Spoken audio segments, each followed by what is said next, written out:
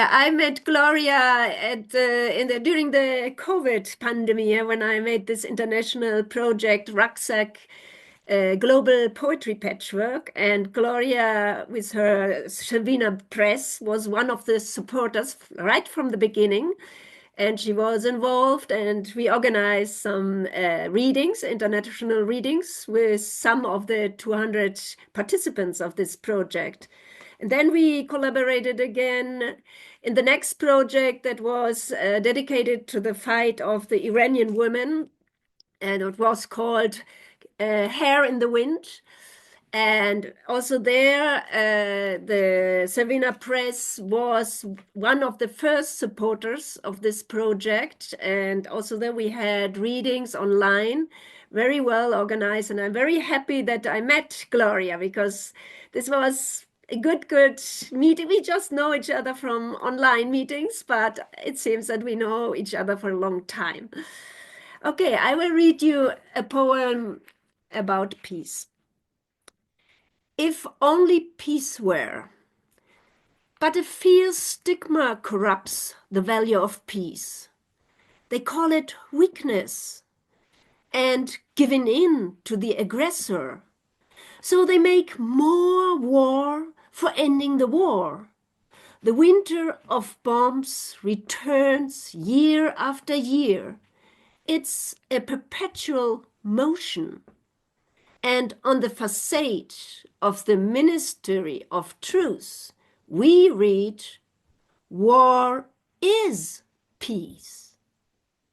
If only peace were as persistent as a fly, hurling itself again and again at the window pane, because it sees the sky nearby. If only peace were like ivy, clinging to crumbling walls, growing upward slowly, relentlessly. Peace, a fragile word, a word of yearning. Take it into your mouth, not like a rotten mushroom you'd spit out, but like a piece of chocolate, slowly melting on your tongue, even when it feels as heavy as stone. Thank you. Thank you. Thanks very much, Gloria. I'm a great admirer of Gloria and her work, and I met her through a friend, Flavia Cosma, where we were at literary festivals together. And so it's been a number of years now, and I'm very pleased that she liked this novel, where I'm just going to read the first brief fragment of it, and it's called Virginia Star. So thank you so much, Gloria. I know Bill and you are going through lots of challenges, and I express my admiration to you and my best wishes to you. All right, here is the brief chapter. It was a strange world that Victoria Beaumont had come to as a child from Planet 9, from the outer quadrant. All this her uncle had told her because her mother was so overwhelmed with her birth and the wandering that she could not speak for 7 years. And even when she could not speak about that, as if a kind of aphasia had occurred in the wound of the Titans, as Virginia came to call it. Her father was an engineer, but there was talk that Virginia had another father, a spirit more like an angel, some say more than an angel, and that the mother had been snatched away from the normal course of mortal life. It was hard for Virginia to know what this strange world was and why these earthlings or humans were so sure they were the center of the cosmos, and why some even denied the very existence of Planet 9.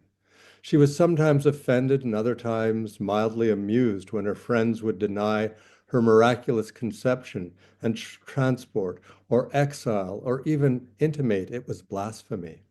Some whispered that she had delusions of grandeur or had been struck by lightning or had some yet undiagnosed mental illness which, because it was invisible, could be demonized and witchified. Like the unholy ghost, they said, had taken over her and made her believe her own story when in fact she needed an exorcism. They thought they could dissolve or nullify her through a whisper campaign or invisible thread of gossip. Some said she was a mermaid, but the Union of Mermaids protested but dared not suggest she was a witch. As if no one had ever been touched by mental illness, the community of straddled town, because it straddled the ever-shifting boundary of the River Amherst, named after Lord Geoffrey of questionable judgment in his dealings with the Indians, as they were then called erroneously. Between the United States and Canada, there had been no border between 1763 and 1783, but that's a story for another time and hardly concern for somebody like Virginia, who was from the royal house of Planet Nine.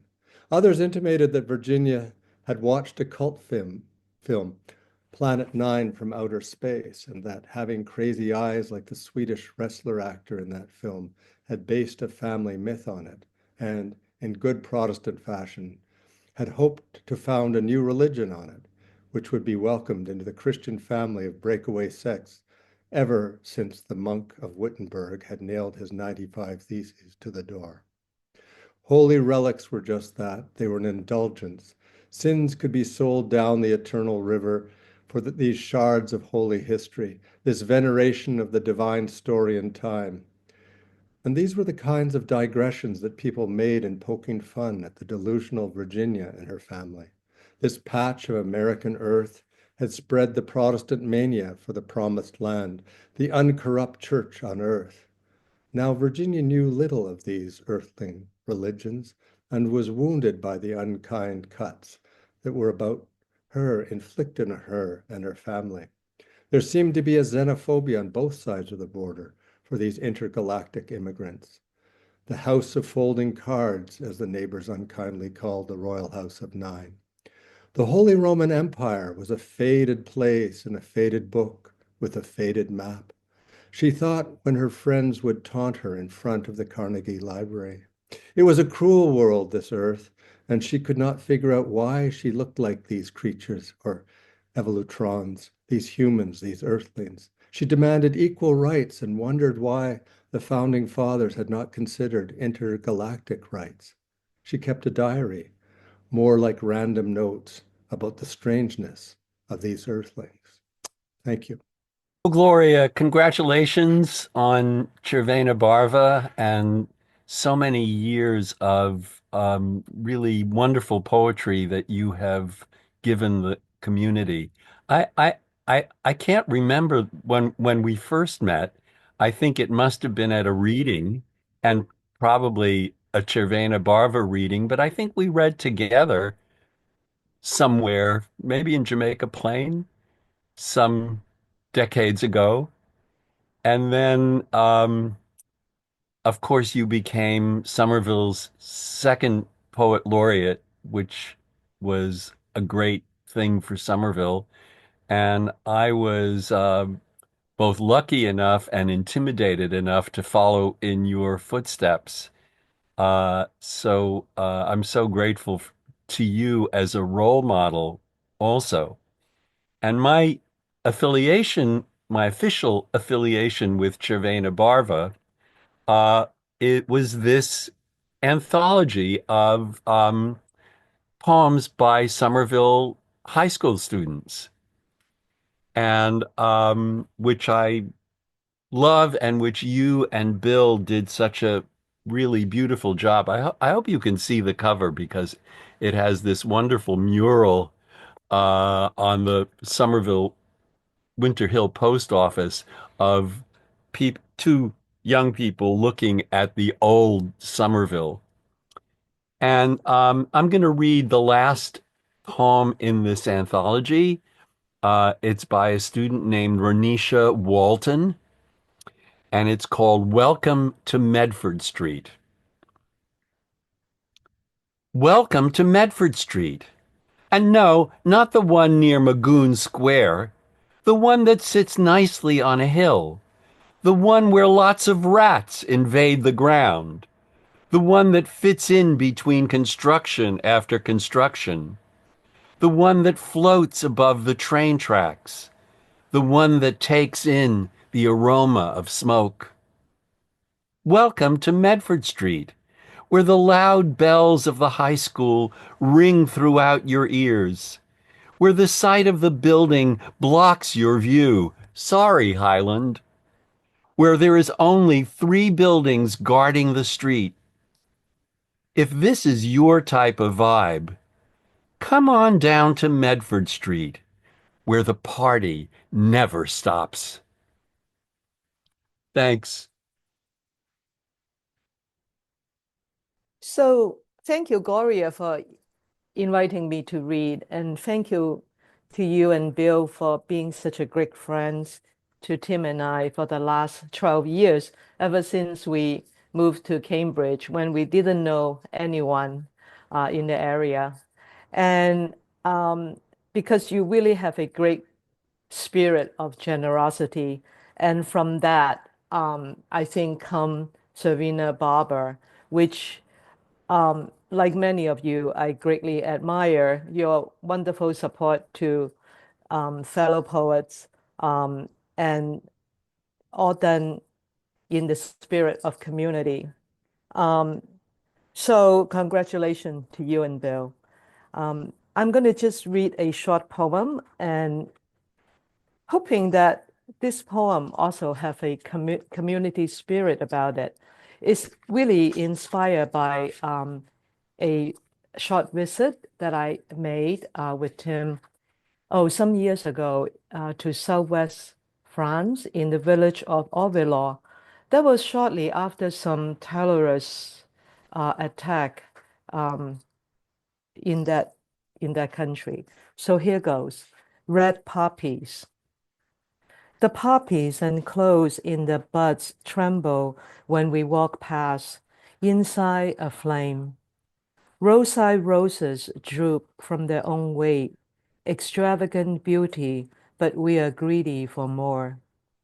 I remember what Francoise said in her email after the bombing. What else can we do but work for peace, friendship, beauty? I think I'm next. I'm Linda Nemec Foster from Grand Rapids, Michigan, and I got to know Gloria because of a wonderful surprise gift she gave me. She had a chapbook competition a number of years ago. I think it was 2007, and I was one of the finalists. I wasn't the winner, but I was one of the 3 finalists, and she emailed me and she said, I love your chapbook manuscript so much, I want to publish it. So I was so pleased. The chapbook is 10 songs from Bulgaria, and it is inspired by a portfolio of haunting Black and white photographs taken by the Bulgarian photographer Jakov Vasilev about the marginalized, the poor, the homeless in Eastern Europe. So I will read just one poem from this, a short poem. Then I also want to highlight another chapbook that Gloria did for me. So keep in mind the wonderful connection that Gloria did for me with this chapbook.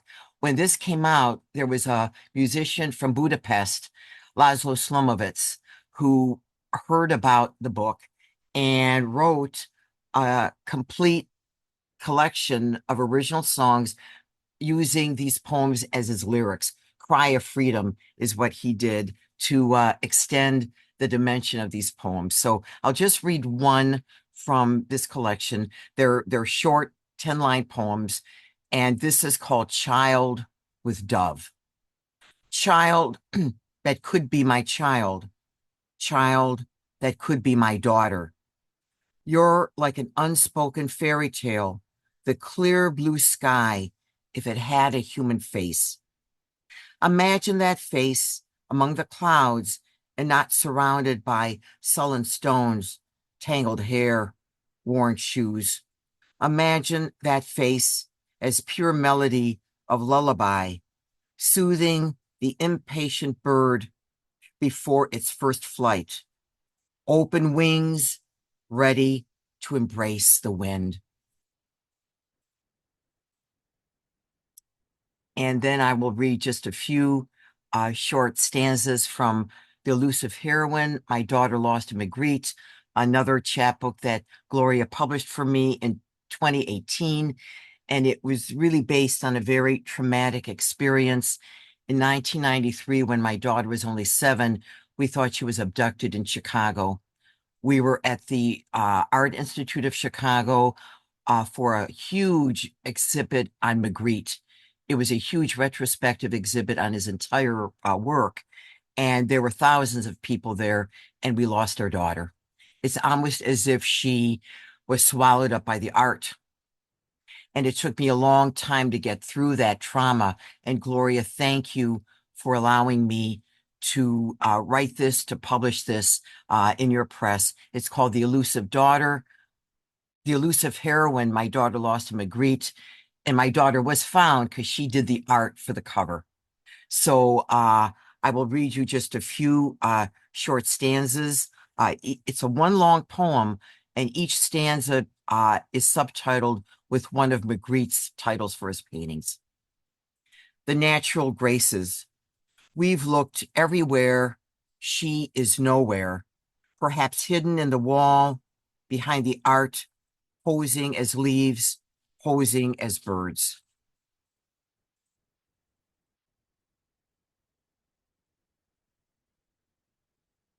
The beautiful world is a hoax. The Wizard of Oz, a sorry loser behind the curtain. Beyond the sky, another curtain, and another one after that. No beauty here, no daughter either. The dominion of light. I want to believe it exists. A glowing pond, the perfectly shaped tree, and the light illuminating the quiet villa beyond. And one more thing, my daughter's hand emerging from shadow. Evening falls and nothing happens, still missing, still no trace. After litanies of descriptions, still shattered glass piercing the bedroom floor we walk on. The Liberator. I've seen you before, only in different disguises. Ragman, mystic, wise man, fool. My only daughter reinvents herself from the face you hold in your hand. Thank you. Well, it is really, excuse me, really great to be joining the cavalcade of writers who are celebrating 20 years of Cervena Barva Press. 20 years, that's really all you need to know about the press. And the marvelous and hardworking job that Gloria and Bill Kell have done over the years. It's truly been something to watch.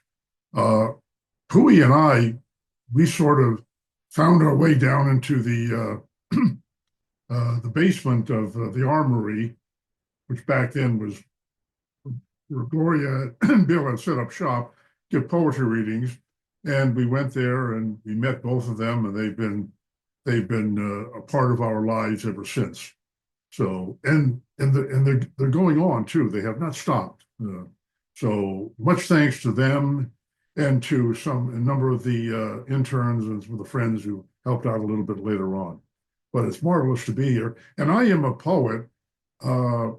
But Cervena will be publishing down the road my first prose piece, if you could call it that, just a book, a very small book of observations and quotations and scribblings.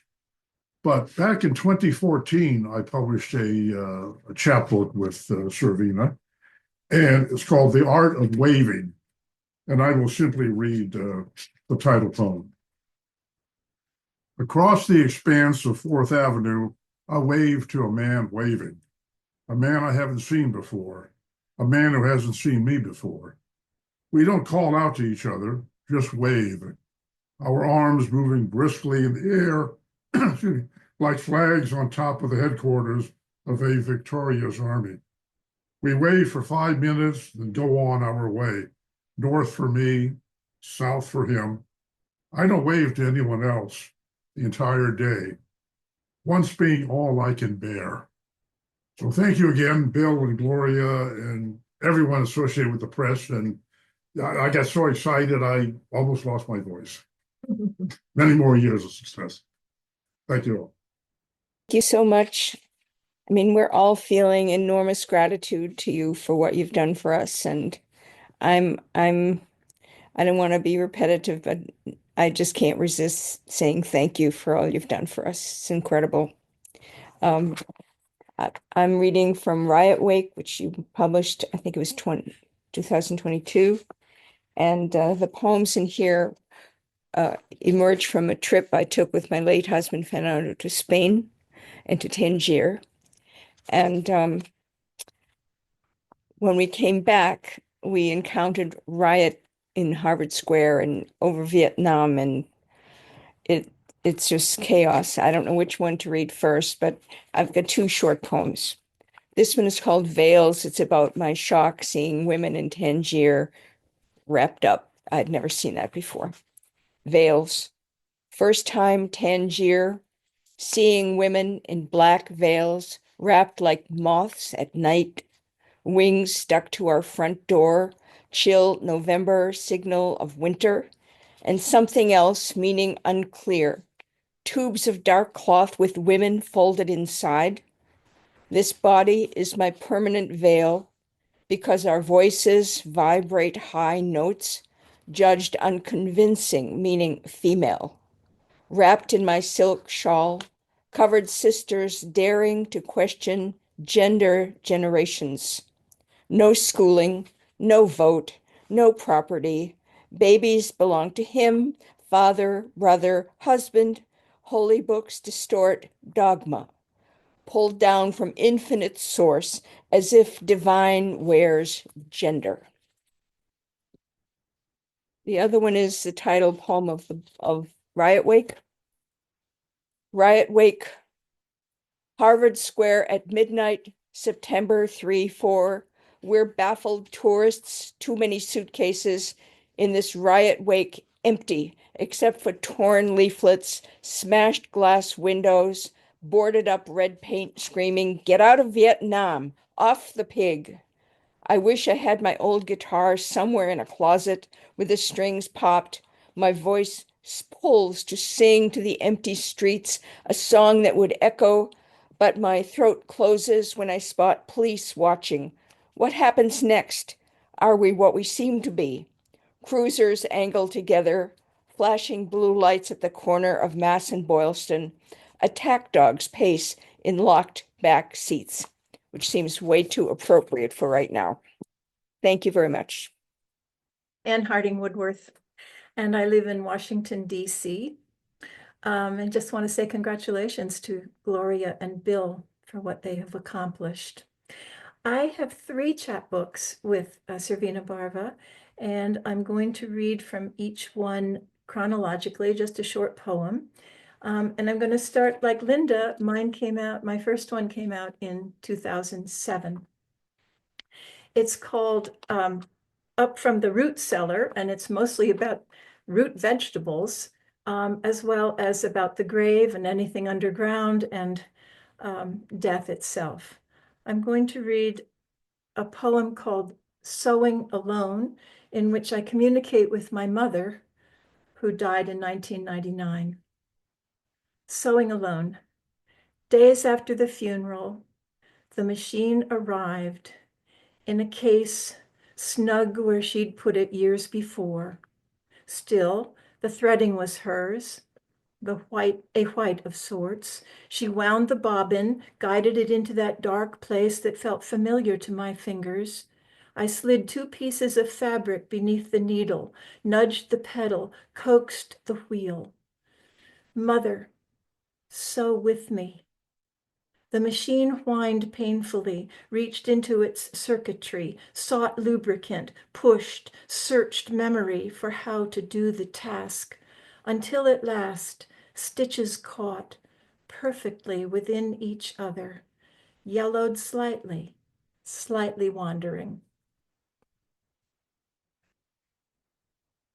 My next chapbook is called Herding, and it has this wonderful photo of a Holstein, which Bill took. the photograph. This is mostly about cows and a few other hoofed animals, but this one has a little bit of cow in it. A fence is never whole. I walk the pasture perimeter along posts and barbed wire, and at the bend of the wide creek, wide and wider still by days, I watch erosion at work, a gnawing at the banks where once earth and water movers, their engine sounds, conspired to contain the gluttonous bed. The swath, cut by human steel, did not hold. The stream will always seek itself again, as cornflower will always blue the edges, and barbs will always rust. The fence's wood will always rot, and cows will always run doe-like over borders into others' lands. And the last one is The Last Gun, which is in the voice of the last gun on earth that he's been arrested and put into solitary and is awaiting his execution. But I'm going to just read the prologue, which is in third person, just as an introduction to the book itself. The Last Gun, prologue. It's been taken into custody, incarcerated on death row, where it awaits the end, like the last pharaoh of Egypt. In time, archaeology will reveal the phenomenon of the gun. Meanwhile, guards come and go. They converse with the condemned, speak kindly, remembering fondly the days when heat was snug in their holster. Sometimes, as in this case, solitary is an opportunity for the condemned to meditate, to consider history, destiny, ethnicity, to weigh choices, to think about the past and the perception of self, to ask questions, to contemplate, to state a state of being that is no more, and how one gets there, what river one must cross over. Thanks very much. Thank you, Gloria. My name is Michael Steffen, and I've published 2 books with Gloria, and she and Bill have just been the greatest support for me. In 2014, the book is Partner Orchard Day Moon, and I'm going to read from it a sort of family poem about my uncles and their weekend sport. The poem is called Feathers. Feathers from my uncle's hunting blind were given to us kids for our straw hats. You stuck the quill into the brim's cloth band. Some called it macaroni, some belfry. The iridescence of the teal made me stare to blankness. It was like glass and wore the appeal to land chance dice on. At the gunshots, I glanced up and the sky turned gray and sorrow. There was the time we came down to the stream and found the wood duck snared in fishing nylon. It took the bolt out of their careful aim and walked down with a knife to cut the line, while our warm gung-ho hound circled and whined, curious about this difference from the grounded. And the second book, which was published in 2022, On Earth as It Is, I had gone to the MFA some years ago and looked at a Botticelli exhibit of a painting called Lady with the Book, Donna con Libro, and wrote this sonnet, which appears in the book On Earth as It Is. Lady with the Book, dedicated this morning in the memory of Pope Francis. Listen, it's a painting. Her unworldly eyes, they look as though they've been in the fine print of this book since it was written. The painter seen our infant Lord is hardly the word in the beginning. rather unlordly in his dismay. Although it's not uncommon even today for mothers and their children to fall in with a book, the theme's already lasting in the sense that it transcends the time of Botticelli. Surely he sat reading with his mother in her lap, whose warmth nestled his body. In the mind's the reach between us, though. Her fingers keep turning the pages. Look there, she says. See? Thanks, Gloria. Hi, my name is Christopher Bowen, and I just wanted to thank Gloria for inviting me to this celebration and congratulate her and Bill on 20 years with the press. I'm going to read a short story from my forthcoming collection that the press is going to be publishing this year, All Nails and Boards. We were dealt cards and played them. In high school, the time we went down the quarter-mile road on bikes trying to get smokes was like the day he came over to go swimming in the lake. And Dad and I were fighting in the driveway, literally fighting and about to use fists. And I said, "Come on, Jim, come on over." How 10 years later we caught the monster catfish there with his future wife beside us. A catfish has a simple head. My father always said to kill a catfish for cleaning in the most humane way was to bludgeon the head a bit to knock it unconscious or use a board and nail through the skull. 2 slams from Jim and we got the first fish right. Later in life was the wedding, the reception, the nights with just a 6 or 12 pack. I never felt pain with Jim around. He was a trucker and drove madly through states in uneven loads, teetering on the brink of a continent. He rolled from sea to shining sea with only that level head to guide him home over horizon or daybreak of dusk to his wife, the 2 bedrooms, or the 2 dogs. I remember the night I got the call on how the dogs would need someone to watch them, how his wife never calls anyway and said Jim was in the mountains near Wheeling, West Virginia. It becomes memory then, after a body has flown through a windshield, after it has landed in an adjacent mountain lake, how especially hard I wished for a board and nail for that catfish, that Jesus, that Jim. Thank you, everyone. Hello, everybody. My name is Galluccio, and I don't remember when Gloria and I met, but I'm thrilled to be on the press and to be part of this family of people. And I congratulate her and Bill on 20 years of publishing really great work. I have 2 books on the press. The first one came out in 2008. It's a prose poem memoir called Sarasota 7. And I'll just be reading from the first half, the 3rd section. It's in numbered and lettered sections. With every death, we're given an opportunity to expand or to contract. You expanded by compacting yourself. You committed crimes. You fed your hunger. You turned against society. You became a sword swallower, willing to cleave yourself to yourself, a thief. You mistrusted the world enough to hone your secrets into a fantastic fuel.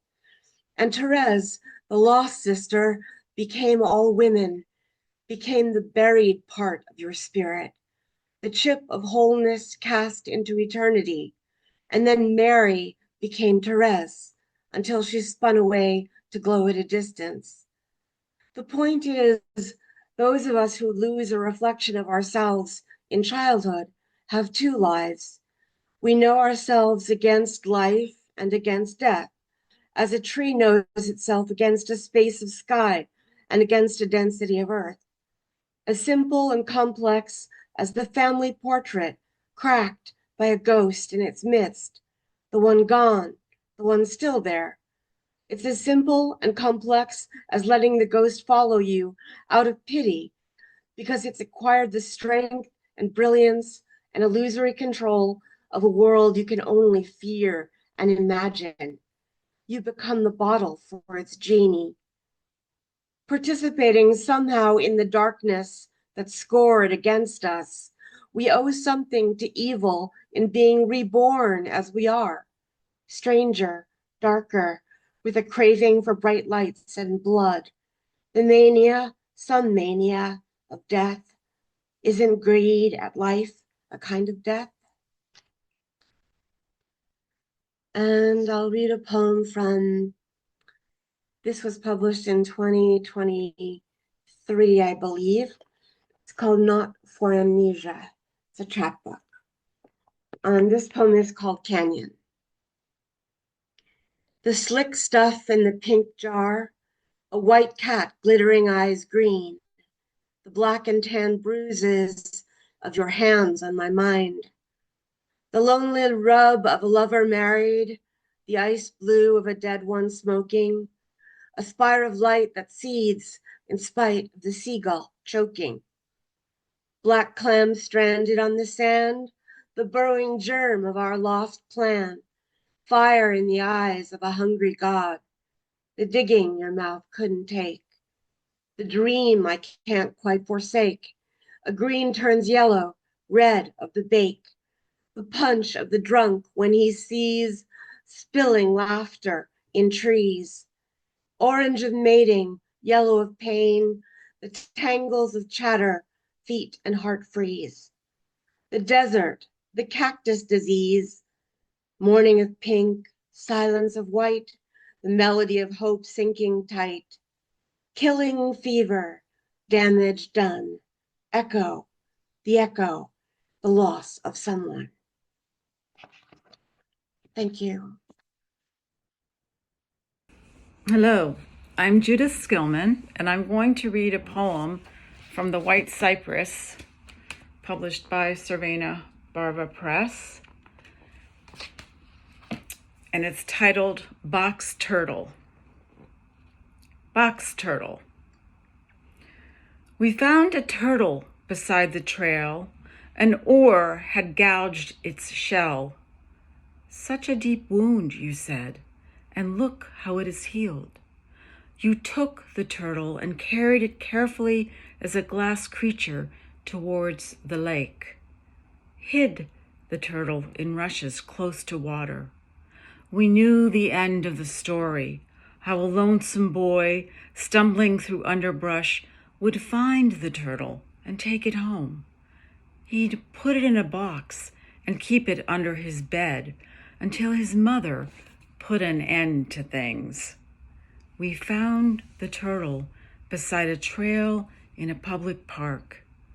Who knows what blade left the gash that remains upon us like a wound, as if it were we who were marked by the violence of pleasure and leisure, we who had to bear the insolence of not knowing whether or when the burial took place, what kind of ritual accompanied it, and was there a makeshift cross, the boy already learning what it meant to be a man as he knit two sticks together with a vine of nightshade.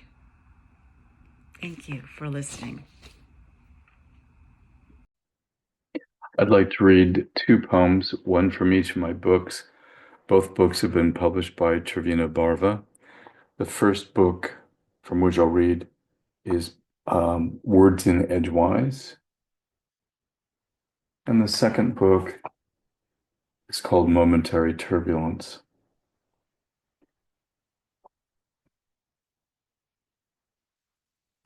First poem is called Prime Real Estate. It's a medium to extra large night, like shoe trees in bloom, something mysterious is afoot. Perhaps it's a circular trend or a movie played backward about a swinging pendulum. Since my name change, I feel like a bunch of short stories without a table of contents. Sometimes it's hard to make ends meet. The sad part is, I really like stealing. It's like continental philosophy, although I'm not afraid to look you in the eye while I'm doing it. I'm in no position to offer career advice, but I can tell you it's totally unnecessary to kill people while they're on screen. All the best actors wear body cams, more out of convenience than conviction, even the minor personalities. Which reminds me, the doctor's office called this morning and left a message about your upcoming head transplant. Maybe that's why you look strangely familiar to me. Like they say, Location, location, location. Why rent when you can own? Rorschach. My court-appointed psychiatrist looks like a murderer. He's short, sharp-edged, like a switchblade. When he asks what I see in the picture, I say an ink blot. He asks me how I feel about the ink blot. I tell him it reminds me of my first felony indictment, attempted murder. I smile as I say attempted. He looks disappointed. As if dealing from the bottom of the deck, his hands glide across the set of remaining cards. He shows me the next card and asks what I feel about this one. I say, if at first you don't succeed, try again. Thank you.